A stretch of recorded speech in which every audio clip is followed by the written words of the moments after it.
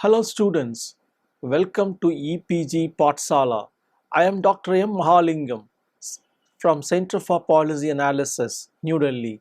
Today we are going to discuss about the module Integration Issues in the Hostlands, Southeast Asia and Fiji under paper Sociology of Indian Diaspora. This module tries to illustrate the process of migration and formation of Indian communities in Southeast Asia and Fiji and describe the adaptation, integration, and assimilation process Indian communities in Southeast Asia and Fiji. Reveal the nature, structure, and characteristics of Fiji and Southeast Asian societies in colonial and post-colonial times. Discuss what are the integration issues and their present status of Indian communities in Southeast Asia and Fiji. Analyze the socio-economic, cultural and political process within the Indian communities in Southeast Asia and Fiji at present. The presence of Indians in Southeast Asia has had a long history spanning the various phases given its geographical proximity to India. The imprints of Indian culture can be discerned from the antiquities of the past. The spread of Hinduism and Buddhism had an influence on the development of language and religion in the region, and the continued popularity of epics like the Ramayana and Mahabharata, the magnificent stupas in Borobudur, the Prambanan temple in Yogyakarta, and a strong presence of Hinduism in Bali remain testimony to such connection with India. The movement of Indians to Southeast Asia has persisted since pre-modern times, throughout the colonial times till the present age of globalization. The emergence of Indian diaspora is thus the result of numerous successive movements of unskilled, semi-skilled, and skilled Indians into the region. Their descendants later emerged as Indian ethnic minority communities in the Southeast Asia. There is a strong presence of Indian community in various parts of Southeast Asia. Their size is small in countries like Philippines, Indochina, present-day Vietnam, Cambodia and Laos, Indonesia, Thailand and Brunei. But they are more visible and constitute a significant ethnic minority in Malaysia, then known as Malaya, Myanmar, known as Burma today, until the year 1989, and Singapore, given their numerical strength and their crucial role in the development of the region since the 19th century. In the Pacific region, Fiji has had a significant Indian ethnic population which may be traced to the colonial period, endangered migration, and also some amount of free migration from India. Unlike Southeast Asia, the Indian migration to Fiji is solely the result of colonialism. Fiji and Southeast Asian societies are plural societies par excellence. After decolonization, these states, headed by the natives, initiated integration measures in the name of nation building. Given the fact of its civilization and cultural heritage and close proximity to the original homeland, the Indian community as an ethnic minority in these regions responded and reacted to measures unleashed against them in various forms. The following sections would lead into a discussion on these integration measures and the issues pertaining to the ethnic Indian community in present-day Southeast Asia and Fiji.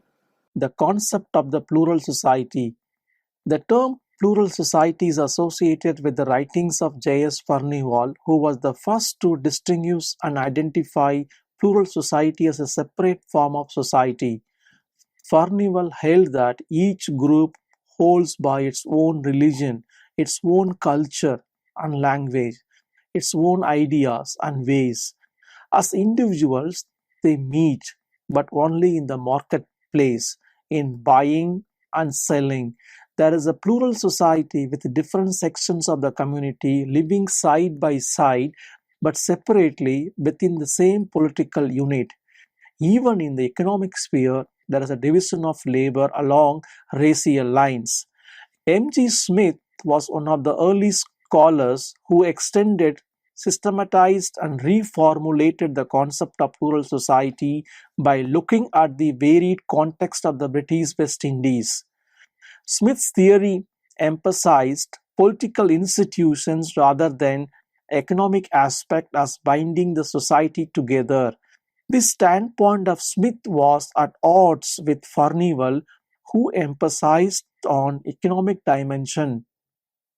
Indian migration to Southeast Asia and Fiji, an overview. Although India's influence on Southeast Asia was prevalent prior to the arrival of European powers, there were no Indian settlements as such, since the Indian traders transited and settled between countries to trade their goods. There were few Indian traders who settled near the ports, married local women, and assimilated into the local culture.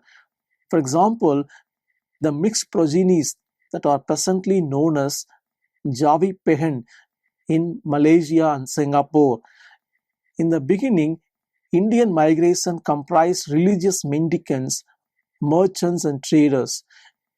The advent of colonialism in the region saw the arrival of the Indian laborers, convicts, imperial auxiliaries made up of the colonial militia and administrators, teachers, and medical professionals.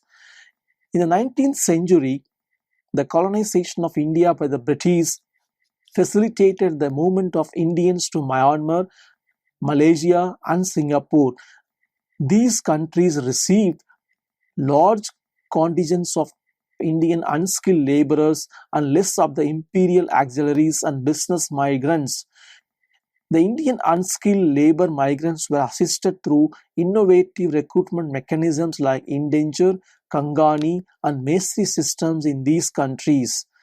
The Indian commercial class, namely Chulias, who is known as Tamil Muslim traders, and the Nattukottai Chettiars had an extensive network throughout Malaya, Burma, and Indochina, which led to the urban and rural development of these regions. Indian migration to the Dutch colony of East Indies, that is present-day Indonesia, was voluntary and minimal as the British restricted the mobility of Indian laborers to the plantations of Sumatra, though the Dutch encouraged the arrival of Indian laborers. The migration of Indians to Indonesia was largely a spillover from the Malay Peninsula. The nature of Indian migration to Thailand, Philippines, and Indochina and Brunei was voluntary, small, and commercial in nature. Thus, the advent of Indian settlement in Southeast Asia was primarily a result of European colonialism. From the last decade of the 20th century, the interesting migration of Indian human capital, especially Indian professionals in the for information technology and other sectors, have added to the diversity of Indian community, particularly in Singapore and to some extent in Malaysia. Subsequently, there exists a sense of dichotomy between the old Indians and new Indians within the Indian community in Singapore and Malaysia. In case of Fiji, in the Pacific region from 1879 to 1916, until the abolishment of endangered labor migration, around 60,000 endangered Indian laborers were transported to sugar, banana, and coconut estates of Fiji. The endangered laborers in Fiji were popularly known as Grimitias, which is the derivative word of Grimith, as the term agreement was pronounced by them. Gujarati traders and South Indians arrived as free migrants in the late 19th and early 20th century. Most of them came from northern India, 18% from Uttar Pradesh and 30% from Bihar and Bengal, and the remaining came from southern part of India. The Indian migration to both Southeast Asia and Fiji was initially transient in nature. With the prevalence of conducive atmosphere, the Indians adapted to the new environment and finally settled in the host lands. Later, they obtained citizenship rights at the time of independence and became ethnic minorities in their respective host lands. The Indian community is now in transition as the integration measures are being unfolded under the guise of nation building ever since independence. The following section will deal with the country-wise detailed account such integration measures and the resultant impact on the Indian community. Myanmar. In Southeast Asia, Myanmar, known as Burma until 1989, has a significant Indian ethnic minority. The Indian migrants comprising skilled, semi-skilled and unskilled laborers belonging to various strates of Indian society. For instance, the Indian business community of Chettiars from the Chettinad region of Tamil Nadu dominated the money lending business in the rural and urban parts of Burma. In colonial Burma, the Indian community occupied all walks of life and barely integrated with the locals as the plural society model was encouraged under the colonial regime. The Chettiars began enclosing the lands of the Burmese peasants who were unable to pay the dues due to the impact of the Great Depression. By the late 1930s, about a quarter of the total agricultural land in Burma was under the control of the Chettiars. The Myanmar Constitution of 1947 did not recognize Indians as an ethnic minority, despite their crucial contribution in the economic development of the country. The Land Nationalisation Act of 1953 led to loss of land ownership by the Chettiars, who received little or no compensation at all in some cases. Following the coups, General Ne Win assumed power and began reorganizing the society on the lines of Burmese way to socialism. This further affected the Indian interests adversely. With the enactment of the Nationalization of Enterprises Act 1963, the Indians lost all their rights over shops, stores, wholesale business, and brokerages. Over 12,000 retail shops owned by Indians were taken over by the government, which resulted in a loss of Rs 15 crores. The exodus of Indians from Myanmar took place a number of times but reached its peak during 1962 and 64. Approximately 150,000 expatriates returned to India, and the government of India sent mercy ships for evacuating Indians from Myanmar.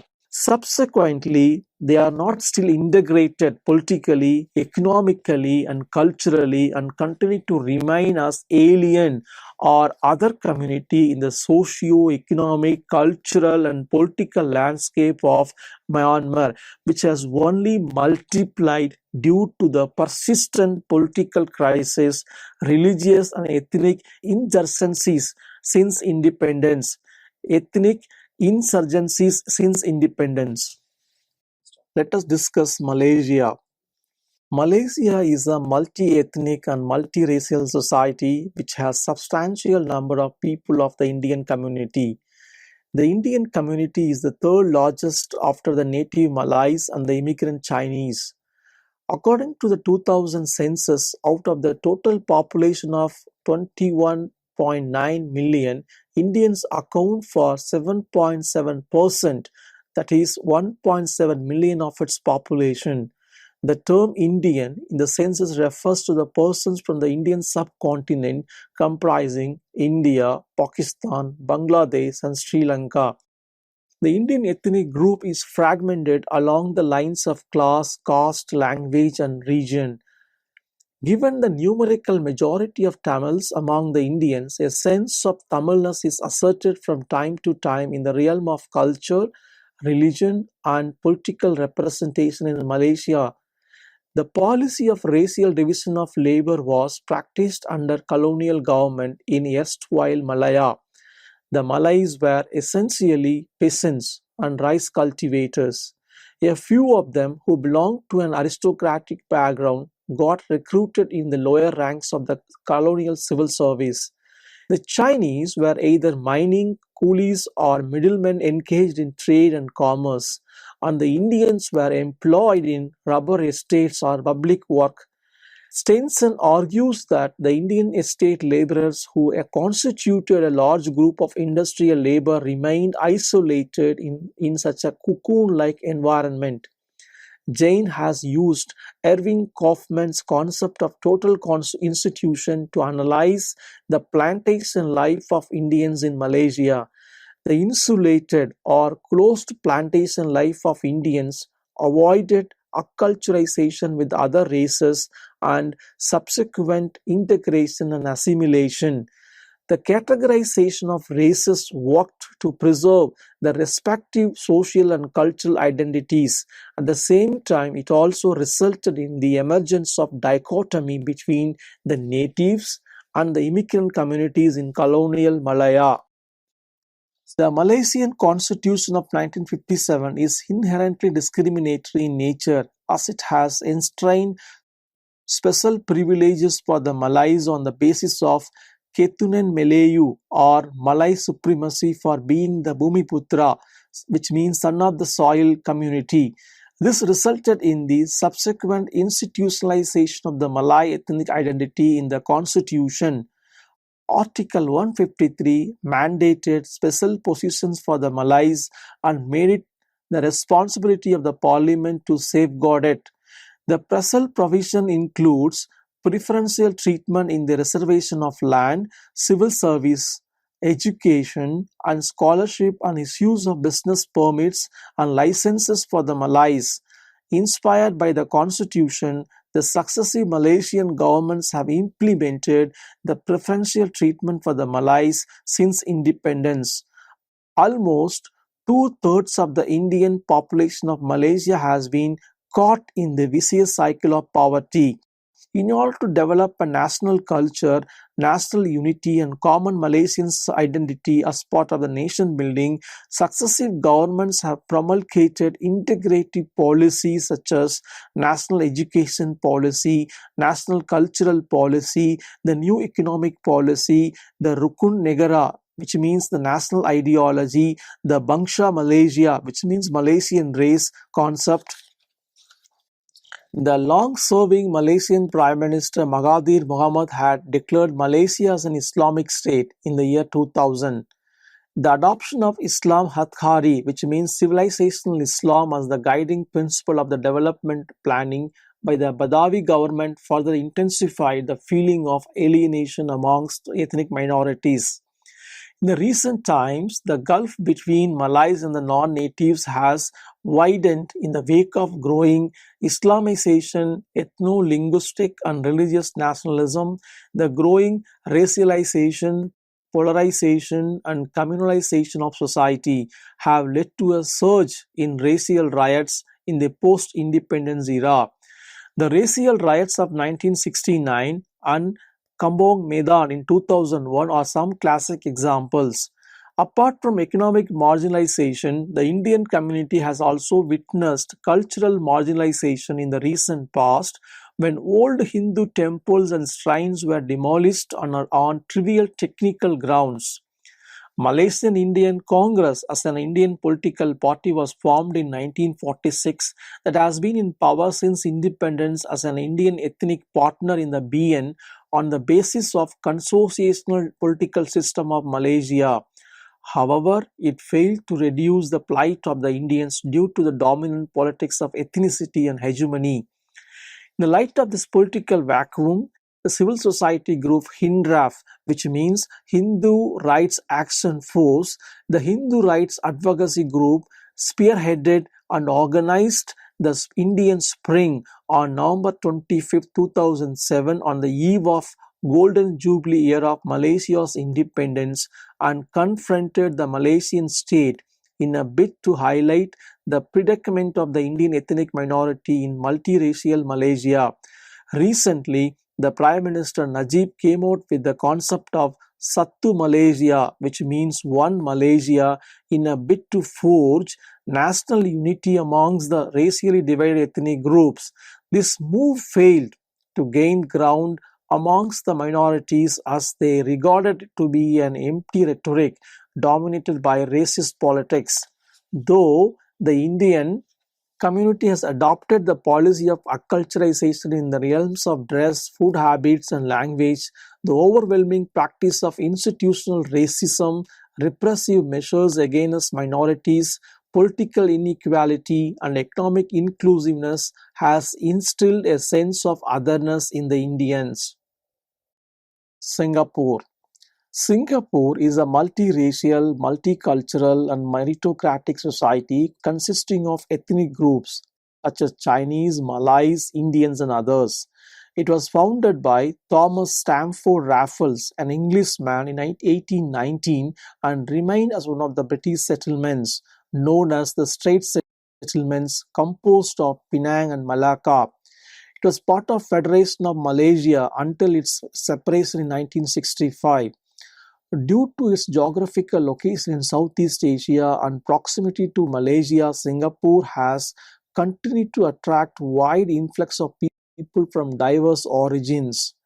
The presence of Indians in Singapore can be traced back since the time of its inception. The Indian migration and settlement in Singapore took place at various points in history. Indian migration produced a diverse community comprising convicts, laborers, imperial auxiliaries, traders, and businessmen. In 2005, the Indian community accounted for around 8.7% of the total population of Singapore. The Indian community remains a heterogeneous unit dominated by ethnic Tamils. According to Hodder, there existed racial and ethnic enclaves in colonial Singapore. The Chinese were concentrated in the congested part of the city, the Malays resided on the western fringes, and the Indians lived in the southern part of the central city and primarily worked in railway and docks. It has been argued that Singapore was a plural society prior to self-government in 1959. The state managed the process of depluralization since 1959 by a slew of policy measures to break down ethnic barriers. As a result, Singapore society enjoys high levels of structural integration and national identity. Since its independence in 1965, People's Action Party, which is PAP, has continued in power in Singapore. The model of cultural pluralism or multiracialism has remained the ideology of PAP, which accords equal status to the cultures and ethnic identities of the various races in Singapore. Indians are found at all levels of Singapore's civil service. Tamil is recognized as one of the four official languages. Indian popular culture is very much visible in the public sphere of Singapore. The popularity of Indian culture is manifested in the popularity of Little India, the neighborhood in and around Serangoon Road, full of Indian religious, cultural, and commercial institutions, including shops and restaurants. As part of the policy and practice of multiracialism, the adoption of racial ethnic group as the official classification of the Singapore population into four categories is commonly known as CMIO, which means Chinese, Malays, Indians, and others. However, it is more than an administrative category which nurtures ethnic distinctions and revitalizes ethnic identity and culture. Further, the heterogeneous population of Singapore that gets subsumed into four categories is marked by complex diversity. In addition, many Singaporeans have come to accept the CMIO model, which is racial and is regarded as reference point in their relation to other ethnic groups. But Singapore remains the only state in Southeast Asia that has successfully integrated all the major existing races into its national culture and identity. Thailand. The emergence of the Indian community in Thailand may be considered as an outcome of various waves of migration. Tamil Hindus as well as Tamil Muslims and Bora Muslims were the early migrants to Thailand. It was followed by the movement of Punjabis, Hindi-speaking Gorakhpuris from eastern Uttar Pradesh, Sindhis, Parsis, Gujarati Sunnis, Pathans, and Bengalis who all belong to different phases of migration to Thailand. The Punjabis are a predominant group amongst the Indian community at present, and 90% of them are Thai citizens. Around 40% of them are Thai citizens by birth. Given the liberal Thai culture and provided an easy access and acceptance into wider Thai society, the process of assimilation is very much visible amongst the Indian community. The Tamil Hindus who represented the first wave of Indian migration to Thailand in the 19th century, have assimilated. Similarly, the Tamil Muslims, the Boras, and Pathans have shown different levels of assimilation into Thai society. A study by Lipigo shows that the number of inter-ethnic marriages in the second and third generation have been on the rise. The second generation Indians have taken to Thai language, food, and have adopted the acculturation process well.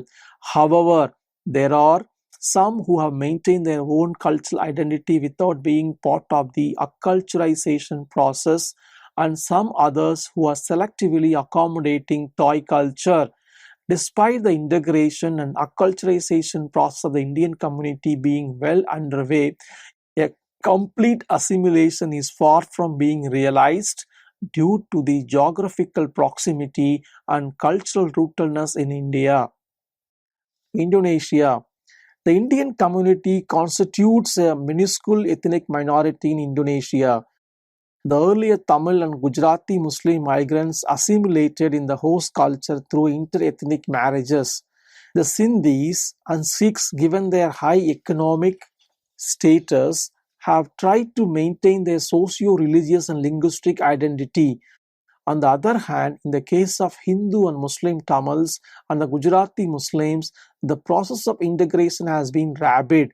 As the Bhasha Indonesia has been promoted as part of the nation building, Sindhis, Sikhs, and Tamils have shown their concern towards the declining literacy in their respective languages amongst their children. The acculturation process has occurred at various levels amongst the Indian community in Indonesia. Nevertheless, given the diversity of various indigenous ethnic groups, the Indian community has managed to maintain its linguistic, religious, and regional identity despite the ongoing integration and assimilation process with the host culture. Other parts of Southeast Asia. The presence of Indian diaspora is very small in certain Southeast Asian countries, namely Brunei Darussalam, Indochina, and the Philippines.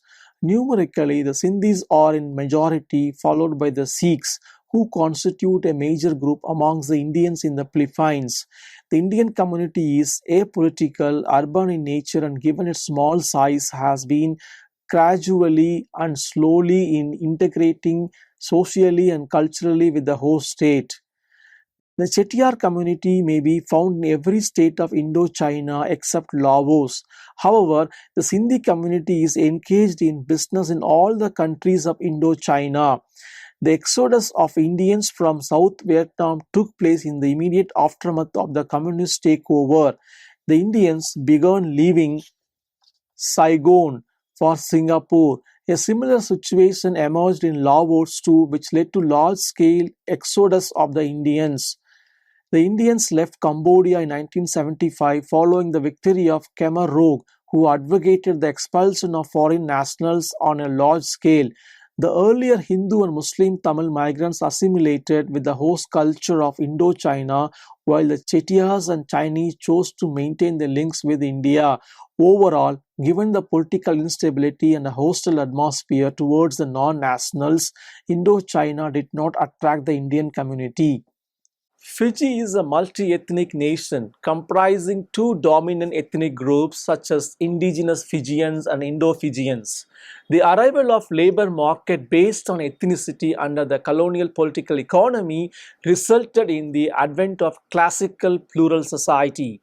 Sir Arthur Hamilton Gordon, the first governor of Fiji, laid down the policy of inalienable Fijian rights to land.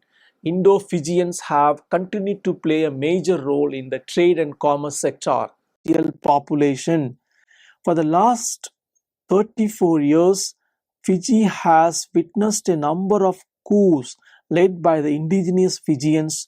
Owing to the constant problem of political instability, 4 elected governments were overthrown in the following years: 1987, twice, 2000 and 2006. Fiji's Prime Minister of Indian origin, Mahendra Chaudhry, was deposed in 2000. As a result of military coups, discriminatory legal provisions, and rising fundamentalism, the Indo-Fijian community was forced to leave the country. Indo-Fijians continued to emigrate from Fiji.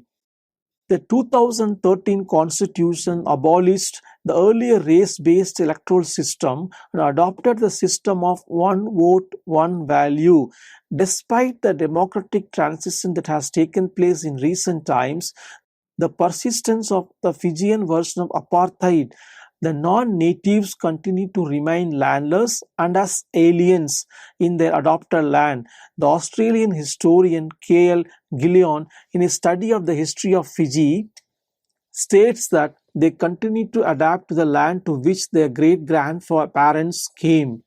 So, students, let us summarize what we have learned in this module. The making of plural society in Fiji and Southeast Asia by the colonial powers is based on the notion of ascriptive ethnicity. This notion of ascriptive ethnicity has been used by Taylor to emphasize the essentialist notion of ethnic difference. The colonial policies and practice like the racial division of labor, which is based on ascriptive ethnicity, has led to the perpetuation of ethnic and cultural differences, ethnicization of races, racialization, racial stereotyping in Fiji and other Southeast Asian societies. The colonial discourse on ethnic distinctions such as native and immigrant or local and alien has adversely impacted the ethnic relations after decolonization in Southeast Asia and Fiji. Thus, the process of racialization of Fiji and the Southeast Asian societies is well rooted in colonial past. Racialization in colonial society, however, is not same as racialization in post-colonial society. After decolonization, the dominant or majority native groups in Fiji and other countries of Southeast Asia have tried to politicize the ethnic cultural differences and identities and have appropriated it for seeking privileges. Thus, the dominance and hegemony of the majority native population towards the minority other appears in all the areas of social, political, and economic life in Fiji and Southeast Asian states, except Singapore. Under such circumstances, the process of integration of the Indian community in those states has remained inconsistent and contradictory. A complete assimilation, despite a range of integrative and assimilative measures by the host state, remains impossible due to the rich civilizational and cultural heritage and geographic proximity with India. Thank you.